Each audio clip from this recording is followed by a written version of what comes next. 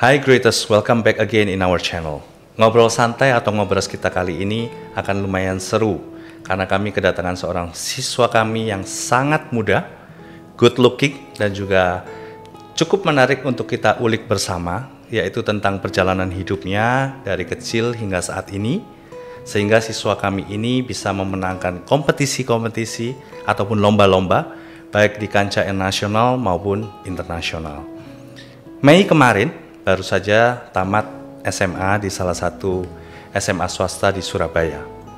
Lulus HSK 6 dan HSKK Advanced Level dengan skor yang hampir mendekati sempurna dan juga jago di bahasa Inggris dengan IELTS skor 8,0. Tahun ini kami membantu siswa tersebut untuk memproses pendaftaran ke dua universitas papan atas di China, yakni Zhejiang University dan Fudan University, keduanya dengan major communication. Puji Tuhan, beliau diterima di kedua universitas tersebut, ya. Dan seperti saya yang mention di awal bahwa siswa kami ini memiliki segudang prestasi baik di skala nasional maupun internasional. Berikut saya akan coba bacakan beberapa prestasi beliau ya. Walaupun di luar itu masih banyak lagi lainnya karena nggak mungkin bisa saya sebutin di sini dari awal sampai habis, oke?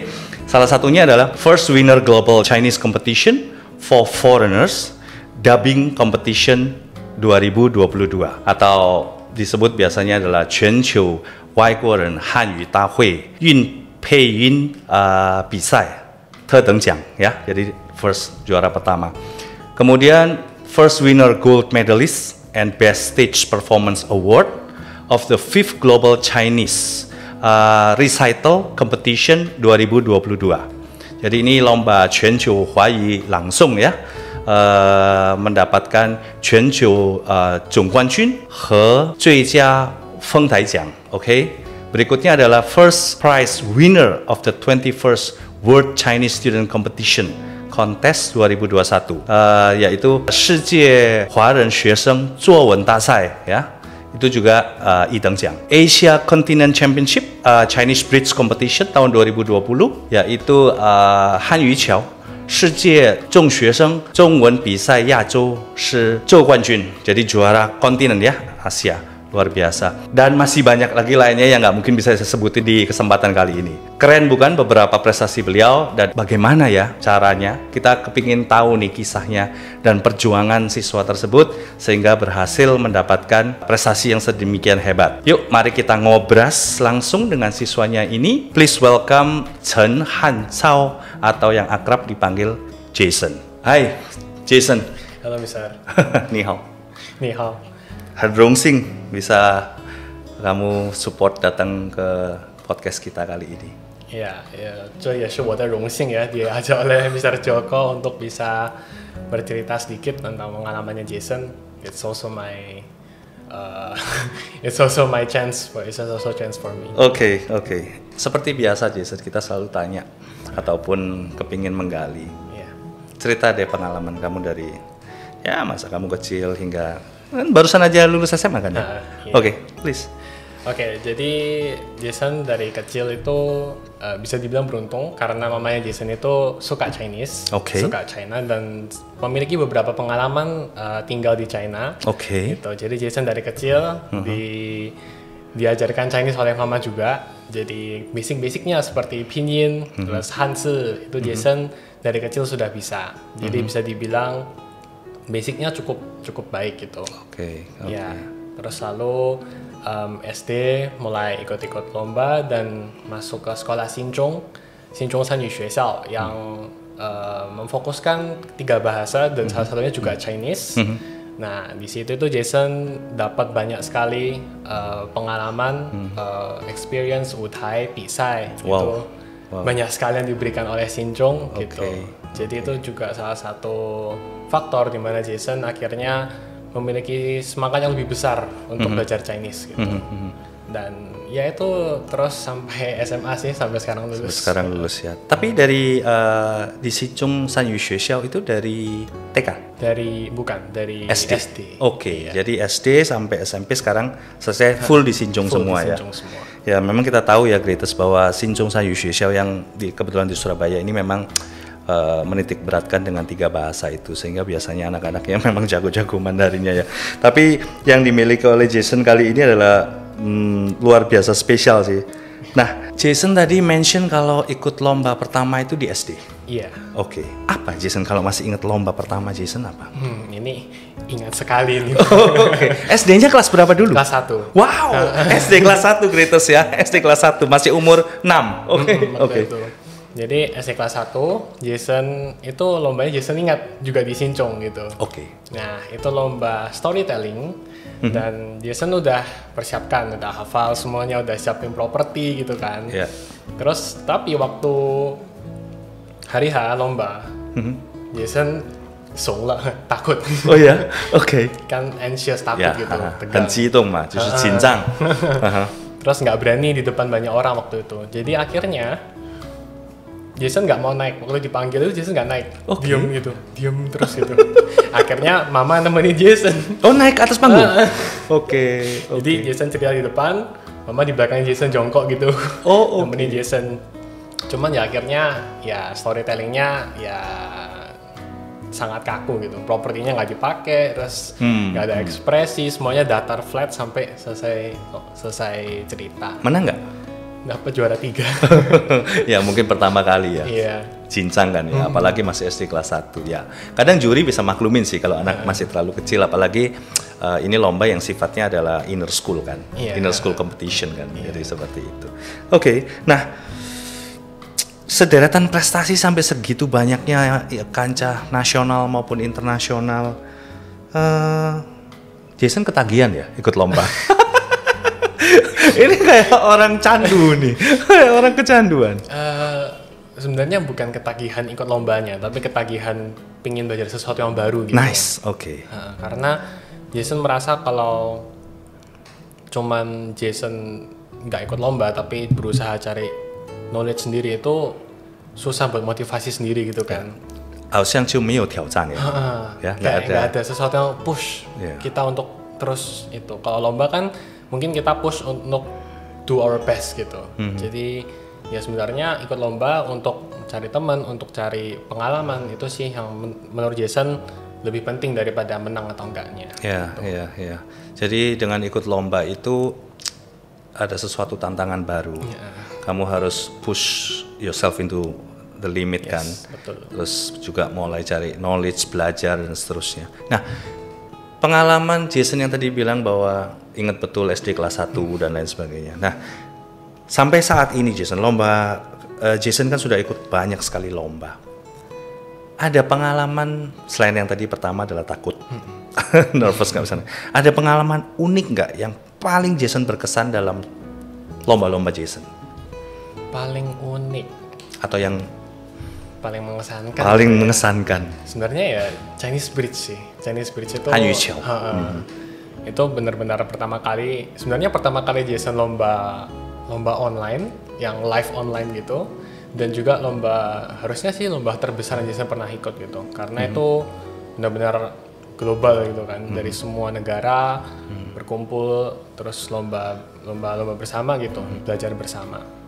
Ya memang disayangkan lombanya online ya, karena pasti akan lebih seru kalau offline, cuman itu tetap sangat rewarding buat Jason karena dapat banyak sekali.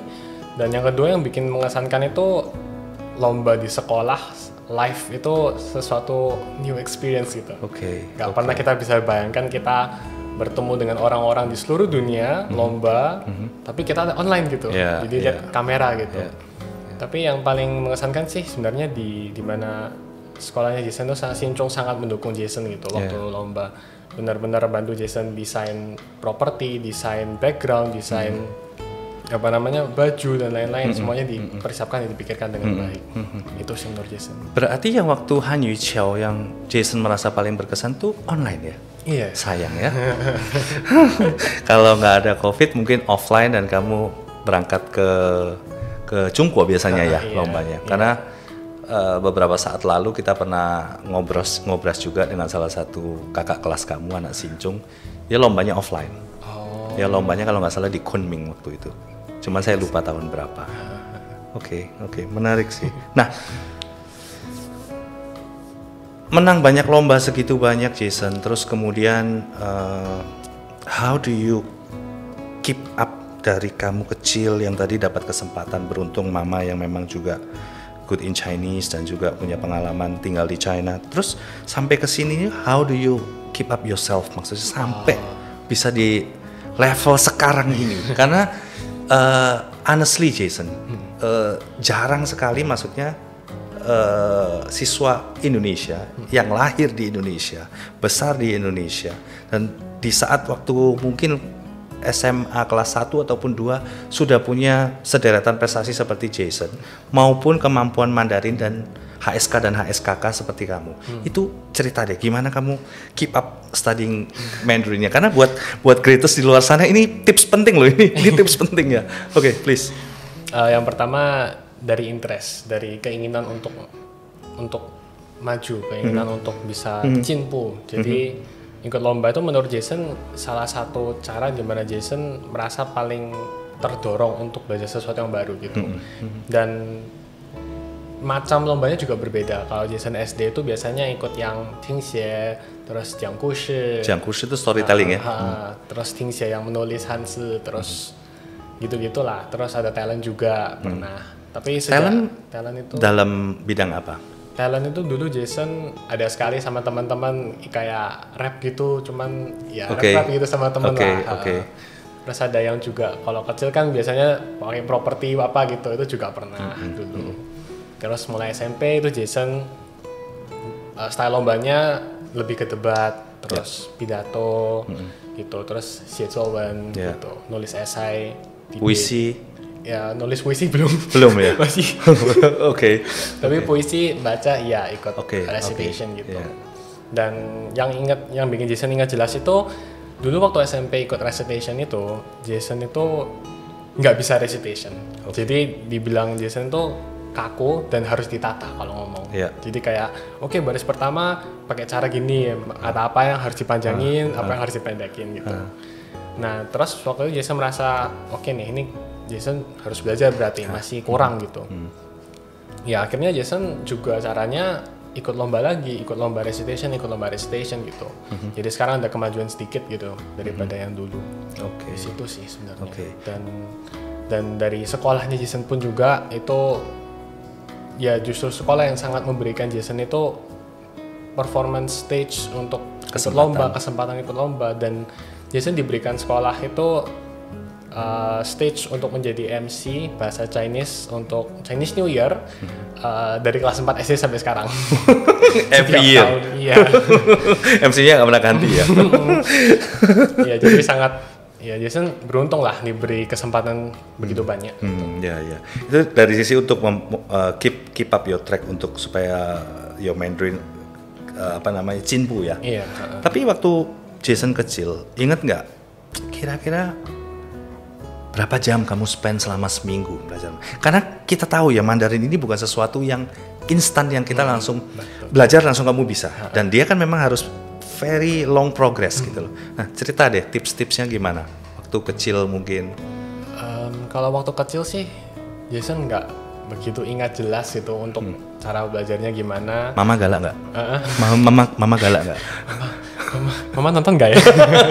Pasti nonton nanti mama galak nggak biasa. Kalau ini kan mesti disiplin. Bukan galak yang gimana sih, cuman mama memang selalu kasih target buat Jason. Kalau misalnya belajar itu ya jangan cuma setengah-setengah gitu. Maksudnya sehari belajar nggak peduli deh berapa jam, yang penting selesain ini itu gitu. Jadi nggak dalam kuantitas gitu. Lebih ke situnya sih. Terus kalau udah SD SMP sih Jason belajarnya lebih ikut HSK, YCT itu sebenarnya menurut Jason juga cukup baik untuk kita improve our reading, listening itu juga sangat membantu. Terus Jason sih biasanya karena mama dari kecil ngajarnya seperti itu ya. Jadi Jason selalu diajarkan mama, Jason selalu kalau belajar itu ya Jason kasih target hari ini misalnya kerjakan 2 set soal HSK. Jadi mau Jason pakai waktu 5 jam atau 2 jam itu terserah Jason. Yang penting Jason selesai itu dan Jason tahu betul Jason hari ini ngapain aja. Terus bener salahnya di mana. Udah di sananya sih. Tapi banyak ya memang waktu yang di-spend ya kalau dipikir-pikir. Karena konsistensi untuk good in Mandarin itu butuh konsistensi loh. Maksudnya iya kan, komitmen sama konsisten. konsistensi, mesti Iya. konsisten. Sebenarnya sih yang pertama sih ya memang pasti nggak sebentar belajarnya. Dan yang kedua sih Jason kalau sudah mulai SMP SMA itu Jason berusaha cari sendiri environment Chinese-nya Jason sendiri gitu. Ya. Karena ya mama dari SD sudah bilang mama nggak akan ngajarin kamu terus ya seperti ini gini karena Jason sudah besar, Jason sendiri harus cari cara untuk belajarnya Jason seperti apa. Dan SMP itu Jason berusaha cari environment yang menurut Jason cocok, misalnya nonton TV, terus ketika kita ada sesuatu yang kita pengen omongkan lagi sendirian gitu, lagi ngomong sama Ziyan Ziyu gitu, ngomong sendiri itu pakai bahasa Chinese gitu, itu melatih expressingnya kita sendiri gitu. Oke, nice. Nah, dari segitu banyak lomba dan juga persiapan sehingga memacu Jason untuk keep up maju dan seterusnya. Nah, dari prestasi yang Jason sudah pernah dapat, seberapa besar impact dari lomba-lomba tersebut terhadap as you now as a personality, you now as the academic students, gimana? Apa? Kalau personality menurut Jason sih karena ikut lomba banyak, jadi kalau ketika kita lagi public speaking itu ada mental yang kuat sudah dibangun gitu, karena sudah terbiasa. Sudah terbiasa dulu ngomong di banyak orang, jadi mungkin lebih berani gitu. Nah, yang kedua itu lebih positif gitu. Jadi ketika ada sesuatu yang hit us gitu, kita nggak langsung merasa down, kita nggak langsung putus asa, karena sering ikut lomba, sering ikut menang kalah, kita jadi makin lama udah mentalnya udah kuat gitu dari awal. Gitu. Kalau dari akademik sih karena lomba ya, jadi Jason selalu belajar kalau mau ada hasil berarti harus ada effort dulu gitu. Jadi ketika the same thing goes to our academic studies, ketika kita mau dapat hasil yang bagus ya otomatis kita harus menggunakan effort yang lebih. Betul, yang lebih. Saya juga tadi udah mention waktu opening bahwa you finally decide to China dan dengan major Chuanbo-Xue Communication. Apa yang membuat Jason pilih major ini? Yang pertama ya, karena ilmu komunikasi itu mau sampai kapanpun itu pasti akan ada. Karena kita kan makhluk sosial, we all are, kita selalu akan membutuhkan komunikasi gitu. Jadi menurut Jason kedepannya mungkin komunikasi ini udah makin berbeda lagi caranya, tapi pasti akan ada. Jadi ilmu komunikasi is the right choice. Dan the second, karena China itu sekarang very developing country kan, dan Chinese itu semakin lama semakin banyak yang menggunakan. Betul. Jadi totally mereka pasti memiliki ilmu komunikasi yang baik. Begitu baik akhirnya mereka bisa semakin global gitu di seluruh dunia. Jadi ya I chose Chuanbo-Xue. Oke. My major. Sekali lagi congrats ya, udah keterima di 2 university. Zhongguoqian Wuming Daxue ini bukan prestasi yang gampang, yaitu Zhejiang Daxue dan Fudan Daxue yang di Shanghai. Finally you choose Fudan, right? Terakhirnya Fudan. Ya, both of them lah. Mereka kalau boleh dibilang adalah ya 11-12. 11-12. Oke. Nah, September ini direncanakan akan start kuliah. Do you have any preparation? Ada sih sedikit. Jadi karena Jason nggak pernah sebenarnya mempelajari sesuatu yang di luar bahasa Chinese, dalam bahasa Chinese tapi ngajarinnya. Jadi ini something new. Jadi Jason sekarang mungkin cari di internet itu ada website yang dimana mereka menyediakan Zhongguo Daxue jiaoshou atau guru-guru di sana yang memberikan kita itu video ngajarnya mereka itu dipublish di sana gitu secara legal.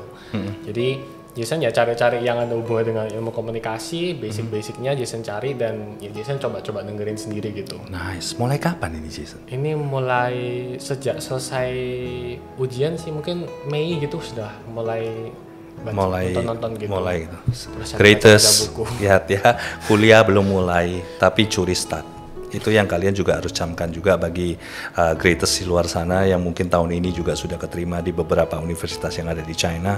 Don't waste your time. 不要浪费你的时间ya. 你抓紧时间 mumpung masih ada kosong. Atau basically yang seperti Jason tadi katakan, Mei sudah selesai bebas tugas dari seluruh kegiatan SMA, but you still have time until end of August. Jadi Jason luar biasa, dia udah mulai survei, searching, terutama di majornya dia Chuanbo-xue, itu kira-kira yang dipelajarin apa aja dan akan mencari bahan-bahannya, sourcesnya di internet. Wow, luar biasa Jason. Luar biasa. Memang ya itulah yang memang suppose everyone does ya, maksudnya seperti itu. Setelah lulus S1 kira-kira Jason, ada planning apa? Yang pasti S2 ya, cuman menurut Jason di gap S1 dan S2 ini Jason pengen coba work dulu karena kadang-kadang apa yang kita baca di buku itu seru, tapi ketika kita lakukan it's not that interesting anymore. Dan mungkin sebaliknya gitu. Jadi mungkin antara S1 dan S2 Jason pengen tahu dulu ilmu komunikasi ketika kita praktekkan dalam dunia kerja yang sebenarnya benar-benar kerja itu akan handle apa aja gitu. Dan Jason paling interested di apanya gitu dan kurang di mananya. Baru Jason sesuaikan dengan major S2-nya gitu. Oke, berarti nanti S2-nya akan supaya lebih ibarat lebih tajam terhadap your strength and weakness ya. Jadi lebih passionnya lebih di mana kan, sehingga benar-benar S2-nya pilihannya tepat kan. Betul. Seperti itu. Tapi kira-kira untuk future Jason, yang sekarang Jason tahu ya kan, karena masih belum jalanin S1. Pengen apa future career? Yang pasti sih Jason itu pengen jadi jembatan antara China dan Indonesia. Oke, seperti Mr. Joko, seperti Great Wall ini kan termasuk salah satu jembatan antara China dan Indonesia dalam bidang education gitu. Mungkin Jason sekarang masih belum bisa memiliki gambaran yang jelas untuk depannya, mau finance, mau masalah education dan lain-lain, tapi I want to be a part of it gitu. Untuk menjadi salah satu bagian yang bisa berkontribusi untuk pertemanannya China dan Indonesia.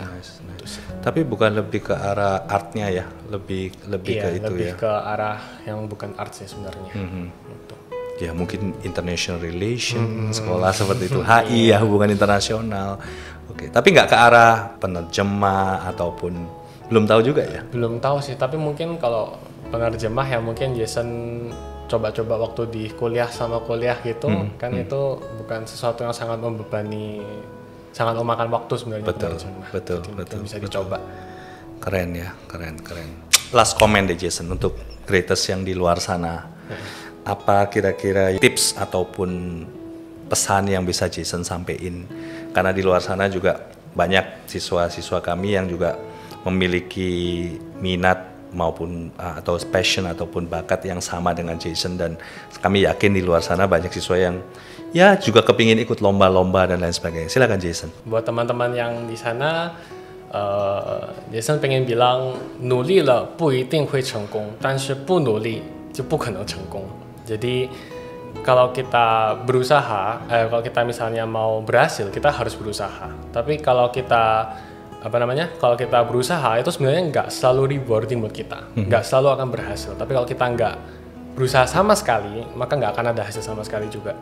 Jadi menurut Jason, kita berusaha jangan karena kita pengen hasil, tapi karena kita nggak pengen merasa sayang di kemudian hari. Kita merasa sayang nggak ambil opportunity ini, kita sayang nggak mengambil banyak sekali kesempatan yang kita diberi, tapi kita nggak mau usaha karena kita takut sama yang namanya kita gagal, kita nggak dikasih imbalan yang setara gitu. Oke, nice. Jadi don't be afraid to be failure ya. Iya. Kalau lebih bagusnya adalah kegagalan lebih baik dihabiskan semasa kalian masih muda ya. Betul. Lebih habis-habisin jadi nanti untuk bangkit masih ada waktu dan lain sebagainya. Jangan sampai kegagalan di usia-usia yang udah tua. 非常感谢 Jason for your time. Thank you juga Mr. Joko. Being here dan lain sebagainya. Sukses, good luck untuk 你在复旦大学读的这个传播学的这个本科，好吗？好，谢谢。Okay, thank you so much. Thank you Mr. Joko. Bye bye. Bye bye. Nah, Greatest, ini akhir dari segmen ngobras atau ngobrol santai kita kali ini. Cukup seru bukan pengalaman-pengalaman apa yang dimiliki oleh seorang Jason. Nah, bagi Greatest di sana, don't be afraid of being failure ya. keep trying and trying, karena tanpa berusaha kalian tidak akan bisa mendapatkan sesuatu yang sempurna. So greatest, if you like this video, please press the like button and don't forget to subscribe to our channel. And see you again in our next video. Bye bye.